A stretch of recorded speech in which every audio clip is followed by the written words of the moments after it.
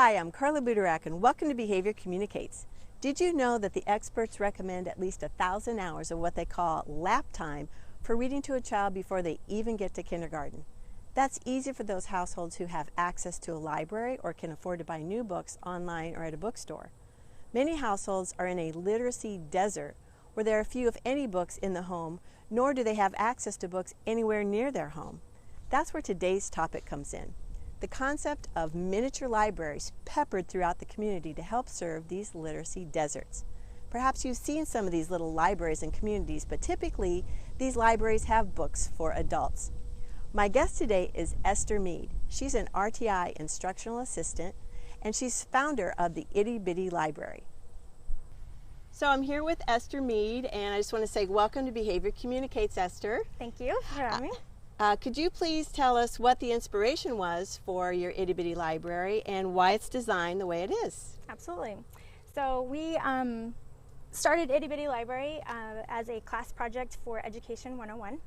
I'm in school to be a licensed elementary teacher, and I started in Elementary 101. We had to do a class project for community service. And so with community service project, we saw that there were a lot of small libraries around our community, and we thought that was really cool. But we noticed there wasn't a lot of children's books in the small libraries. And we noticed that they were full of a lot of adult books. And we knew that there was a need for children to have books available to them. Right. So we thought in order to meet those needs, we should have small libraries dedicated to children. And so it started with that, and we built our first one in front of a elementary school, and we picked that school because it was a place that kids could ride their bikes to, and it was really available for kids to be able to get to by themselves if they needed to. And we continued doing that, and this is our second one. We designed it with the high school, and they helped us build it, which was really fantastic to get the rest of the community involved doing it. And the reason it looks the way it does is because this school, particularly Monon Trail, their kind of mascot is a train. It does look like a train car. So we had the kids of the school help collect books. We had the high schoolers build it, and then we got it installed here for these guys involved. So that's how it works? The community gets involved with supplying the books, or how does that work? Oh, absolutely, absolutely. We have some book drives that we do, and we have everybody gets involved. So we do some book drives, we do some, we have people contact me through Facebook and through Instagram telling me they have books now, and so I just go and pick them up, which is awesome. And then we have some funds that come to us through the website, and we can use that to purchase books. So what's been the response of this one in particular? Have children given you any feedback, or what's been the response? Oh, it's been incredible. In this school specifically, we have a lot of kids who don't have books at home, which is different from the way I grew up. I grew up with a lot of books in my house, but that's not the case for all the kids. There's a lot of kids who don't have books at home, and that's shocking to me, but that's the case. And I had an incredible moment, I don't know, a couple weeks ago. I got to bring a couple kids out, and I told them they could pick a couple books. And they're going through the books, and they're laughing at each other, and they're picking books, and oh, look at this one, and look at this one. It was like Christmas, like candy. It was like picking out candy. And they grabbed a book, and they said, oh, I love this book, but it's too hard. And I said, that's fine, take it home. Someone can read it to you, you know. And they found another book, and they said, oh, this one's good, and I can take it home. And I said, yeah, you can take it home. And he said, forever? I said, yeah, forever. You can keep it forever. And he said, at my house? Yes, at your house. I don't have to bring it back. I said, no, you can keep it forever. He said, if you want it, you can bring it back and you can get a different book.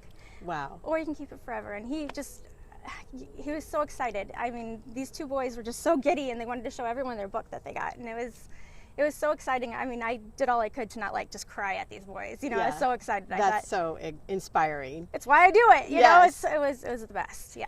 So absolutely. How much does something like this cost? If a community wants to do this, would they contact your nonprofit? Yeah, absolutely. They can contact me through, they can either email me or they can contact me through our website. We have my email, there's Facebook, there's Instagram. You can message me any of those ways. And then once you contact me, we can get together.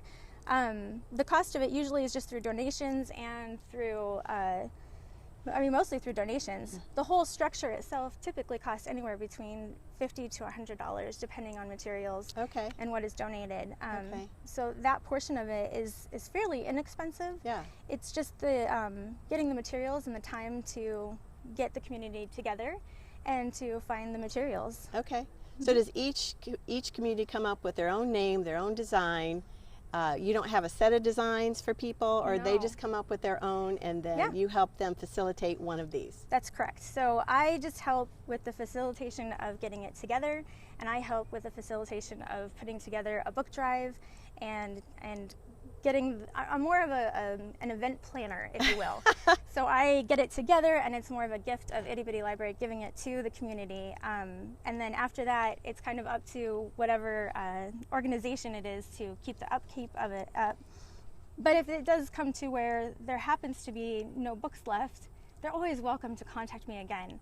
Okay. I always have plenty of books, and we'll always do another drive if we need to fill it up. That's exciting. Can we open it up and take a peek inside? Yeah, absolutely. And we just had another donation.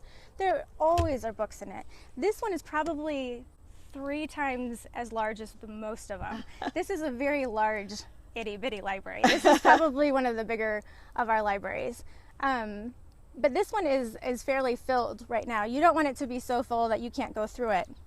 But in here we have bigger kid books as well as little guys. And I even have some Spanish books in here too, because we have a larger Spanish community here too. So even though they're in Spanish, we want the Spanish community to be able to read to their kids, because reading to your kids is important too. That's wonderful. This is so inspiring. I just want to thank you so much for joining me at Behavior Communicates. Absolutely. And I'm looking forward to hearing about more libraries that you establish in our community. Yeah, absolutely. Thank you so much. Absolutely. Thank you. Bye-bye. Thank you so much for joining me here at Behavior Communicates. Just remember, the more we know about how to help the child or the student we love, the better quality of life they will have. If you like this video and you want to be in the know, sign up for Behavior Communicates. You'll automatically get my weekly video and blog, plus other resources that I only share with my subscribers. Please like this video, leave a comment below, and share it with all of your parents, your teachers, your friends, and coworkers on Facebook, Twitter, and all your other social media. You take care, and I'll see you next time.